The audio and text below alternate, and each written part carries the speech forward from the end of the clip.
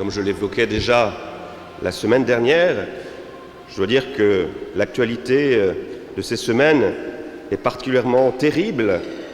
Nous, chrétiens, l'institution, l'Église, même si elle a une grande part de responsabilité, malgré tout cela, notre Église est souvent attaquée, condamnée. Et je dois dire que ça me fait parfois souffrir, parce que je pense que beaucoup de ces attaques, qui pour partie sont justes, mais beaucoup de ces attaques masquent la réalité profonde de ce qu'est notre Église. On ne voit pas tout ce qu'elle fait de beau, de bien, de bon depuis son commencement. J'ai un souvenir, quand j'étais en Côte d'Ivoire, il y a quelques années, quand nous nous rendions en brousse, au milieu de nulle part, j'étais toujours sûr de tomber sur un dispensaire qui était tenu par des religieuses, qui étaient là pour s'occuper, pour soigner les petits, les pauvres. Et encore actuellement, dans beaucoup de pays, toute la structure de santé est tenue par ces religieuses, ces religieux qui font un travail totalement anonyme, totalement tourné vers le Christ. Myriam Ellis, qui est revenue du Sénégal, elle a eu une mission auprès des malades, des lépreux, avec l'ordre de Malte, bien pourrait témoigner de la même manière du travail magnifique que font ces chrétiens pour soulager cette souffrance, pour donner du temps, pour être aux côtés de ces malades du lépreux. Donc beaucoup de témoignages qui fait que quand j'écoute certaines émissions sur ma radio, je me vois invectiver cette radio et je me rends compte que je ne mets pas du tout en application notre page d'évangile. J'y arrive pas parce que souvent je me mets en colère. Je me mets en colère et je trouve ça profondément pas juste. Aimer ses ennemis. Ça a toujours été un principe qui, pour moi, m'a posé beaucoup de difficultés. Alors moi, j'ai des petites difficultés, mais je pense à un père dont l'enfant a été assassiné. Comment peut-il aimer cet assassin? Voilà, je sais pas. Est-ce que c'est possible? En tout cas, quand on regarde toutes les traditions spirituelles et philosophiques, aucune n'a été jusqu'à radicaliser à ce point ce commandement de l'amour du prochain pour le faire aller jusqu'à l'amour de celui qui veut éventuellement notre mort. Alors, est-ce que c'est concevable? Est-ce que tu peux aimer tes ennemis? Est-ce que tu y arrives, toi? Je vais me tourner vers la jeunesse. Moi, j'y arrive pas toujours, donc je vais me tourner vers les servants. Louis, par exemple, est-ce que tu arrives à aimer tes ennemis? C'est difficile. Léonard, il est un peu petit. Est-ce que tu arrives à aimer... Non, je ne vais pas te poser la question parce que tu es vraiment trop petit. Tu n'as pas d'ennemis, toi. Puis quand on voit ton beau sourire, on fond.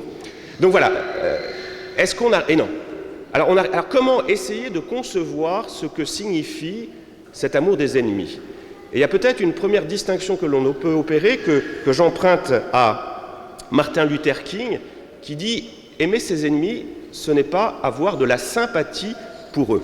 Dans l'un de ses livres, La seule révolution, il écrit « Pour ma part, je suis heureux que Jésus n'ait pas dit « Ayez de la sympathie pour vos ennemis », parce qu'il y a des personnes pour lesquelles j'ai du mal à avoir de la sympathie. La sympathie est un sentiment d'affection, et il m'est impossible d'avoir un sentiment d'affection pour quelqu'un qui bombarde mon foyer. Non, aucune sympathie n'est possible envers quelqu'un qui, jour et nuit, menace de me tuer. Mais Jésus me rappelle que l'amour est plus grand que la sympathie, que l'amour est une bonne volonté compréhensive, créatrice, rédemptrice envers tous les hommes. Alors, premier pas, on se rend compte déjà que l'amour de l'ennemi, ce n'est pas avoir de la sympathie pour cet ennemi.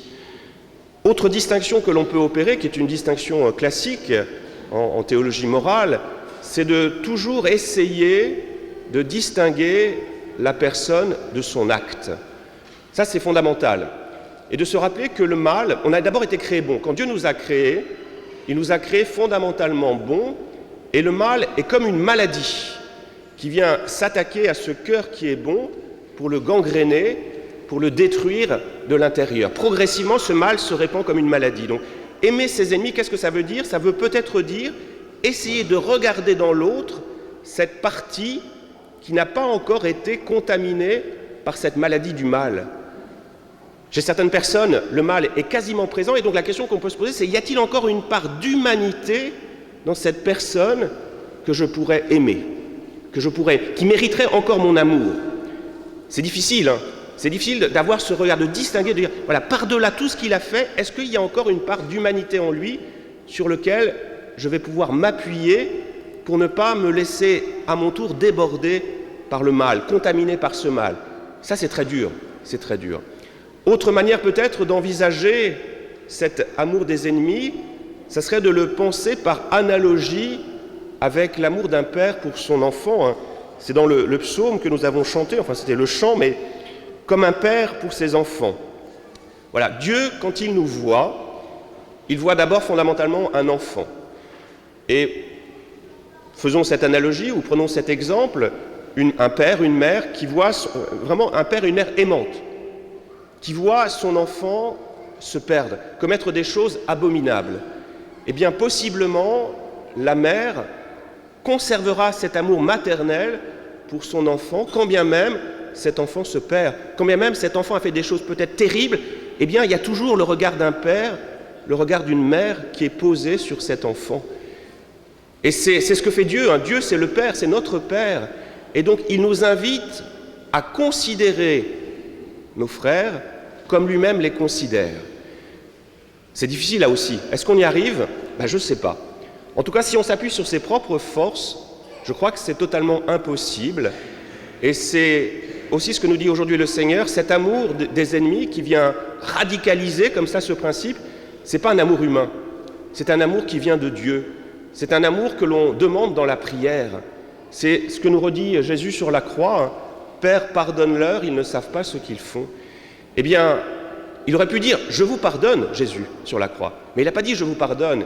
Il a dit « Père, pardonne-leur, ils ne savent pas ce qu'ils font ». Je crois qu'en cela, Jésus nous dit que quand on est comme cela agressé, attaqué, peut-être que nous-mêmes, on ne va pas arriver à pardonner. Mais ce que l'on peut faire éventuellement, c'est demander l'aide de Dieu. Dieu, aide-moi. Moi, je ne suis pas capable forcément d'aimer cette personne, mais toi, tu es ce Père. Et comme un Père, tu es capable de lire dans les cœurs, de voir cette partie encore d'humanité dans l'autre, qui est peut-être encore aimable, qui est peut-être encore sauvable. Et donc, je te demande de faire ce que je ne suis peut-être pas capable de faire.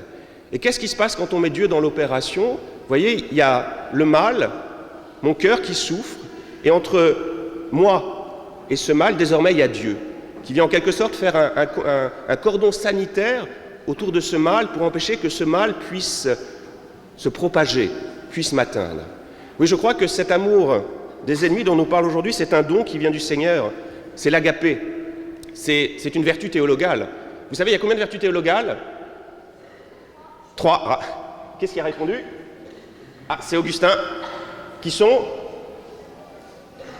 la foi, l'espérance et la charité. J'ai pas entendu, mais j'en suis sûr que tu avais la bonne réponse. Camille, tu confirmes que c'était la bonne réponse ? Comment ? La foi, l'espérance. Et c'est quoi les vertus ? Je le redis à chaque fois. La vertu théologale, c'est aimer comme Jésus aime. C'est le don que Dieu fait de lui-même en nous. Et donc, vous voyez, aimer ses ennemis, c'est cette force que le Seigneur peut nous donner, d'élever notre amour, de la transformer pour le hisser jusqu'à l'amour du Christ, l'amour de Dieu. Et pourquoi il le fait ? Pourquoi Dieu veut faire cela ? Pourquoi ? Eh bien, parce que Dieu, c'est la folie du Seigneur, il veut sauver tout le monde. Il veut sauver tout le monde, il ne supporte pas que quelqu'un soit en enfer. Et donc, pour le sauver, qu'est-ce qu'il va faire ? Quelle arme il va utiliser ? Quelle arme va-t-il utiliser, à votre avis ? C'est quoi ? L'arme de l'amour, l'arme de la charité. Et je vais conclure en donnant juste un exemple d'une figure, moi, qui m'a toujours bouleversé, c'est celle de Sainte Maria Goretti. Alors, je l'ai souvent citée, mais je vais la redire, c'est pas grave. Vous connaissez tous l'histoire de Maria Goretti, cette jeune femme, toute jeune, elle doit avoir 15-16 ans. On est en Italie, et là, il y a son voisin qui s'appelle Alessandro Serenelli, qui tourne autour d'elle. Et un jour, Alessandro veut abuser de la petite Maria. Alors elle résiste, elle le pousse, et puis Alessandro s'énerve, il prend un poinçon qu'il avait sur lui, et il poignarde la petite Maria. Et là, Maria voit son sang couler, ses parents arrivent, et Maria, avec ses dernières forces, se tourne vers ses parents pour leur dire « Je pardonne à Alessandro. Moi, je veux qu'Alessandro, un jour, soit avec moi au paradis. » C'est la folie, hein. C'est totalement impensable. À vue humaine, c'est impensable. Et donc Alessandro va être condamné à de nombreuses années de prison. Pendant la première partie de sa peine, il ne regrette absolument pas son acte. Et puis un une nuit, il a un songe où il voit la petite Maria Goretti lui apporter un bouquet de fleurs et qui lui dit « Je t'attends ». Et là, son cœur fond. Ce cœur de pierre, voilà, une guérison quasiment miraculeuse, instantanée, où la petite partie d'humanité, finalement, prend le dessus. Et Alessandro va se convertir, il va faire la suite de sa peine, où il ne sera plus le même homme. À la sortie de prison, la première chose qu'il va faire, c'est d'aller demander le pardon aux parents de la petite Maria Goretti. Il sera ensuite jardinier dans un couvent de franciscains. Alors la légende a un peu enjolivé la chose en disant qu'il aurait été présent au jour de la béatification à Rome de Maria Goretti et présent aussi à sa canonisation. Alors je ne sais pas si c'est vrai, mais en tout cas ce que nous montre cet exemple, c'est la force de l'amour, la force de la charité qui vient du Seigneur et qui montre comment le Seigneur veut sauver tout homme. Vous voyez, c'est ça. L'amour des ennemis, c'est la manifestation, c'est la révélation de ce que Dieu veut, que tout le monde soit au paradis. Et l'arme qu'il nous propose, c'est une arme qui coûte, c'est l'arme de la charité. Vous voyez, c'est toute la différence qui sépare la vision chrétienne de la vision de notre monde. Notre monde, on dit, voilà, il faut aimer tout le monde, mais c'est un amour qui ne coûte pas beaucoup finalement. On est prêt à faire des manifestations pour défendre cet amour universel, dès lors qu'il ne pleut pas, dès lors qu'on a du temps. Voilà, un amour à bon marché. Dietrich Bonhoeffer parlait de la grâce à bon marché. Eh bien, il y a parfois un amour à bon marché. On va poster sur notre mur Facebook des mots en disant, voilà, je suis contre. Mais ça, c'est pas ce que veut le Seigneur. Il veut un amour qui coûte. Ça doit coûter. Parce que pour sauver celui qui est perdu, il faut aller le chercher là où il est. Il faut se battre. Alors c'est complètement fou. C'est à vue humaine complètement impossible. C'est complètement déraisonnable. Mais ce qui est fou, ce qui est complètement déraisonnable, c'est ce que le Seigneur veut, c'est ce que le Seigneur nous propose, espérer contre toute espérance, aimer là où il n'y a plus grand-chose d'aimable. Amen.